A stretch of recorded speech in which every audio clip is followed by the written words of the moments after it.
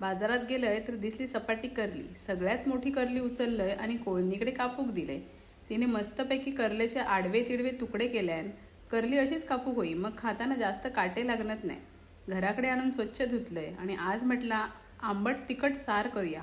फोडणे कांदो आणि कढीपत्तो घातलंय आणि मग माशाचा वाटा पोतलंय. वाटपात बेडगी मिरची, धणे, ओला खोबरा आणि कांदो असा आमचा मालवणी स्पेशल वाटप. साराक वेळेस उकळी फुटली की मग करल्याचे तुकडे सोडले. मागच्या करली फ्रायच्या व्हिडिओक तुम्ही सगळ्यांनी खूप भारी प्रतिसाद दिलात, त्याबद्दल खूप खूप थँक्यू.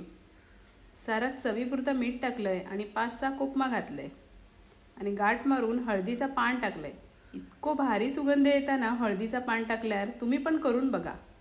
आणि असा आंबट तिखट करलेचा सार आणि भात खाऊची मजा काय लय भारीच असता. तुम्ही असा करतास काय सार? माका कमेंट करून नक्की सांगा. आणि व्हिडिओ आवडलो तर लाईक, शेअर, सबस्क्राईब करा. भेटूच पुढच्या व्हिडिओत. बाय.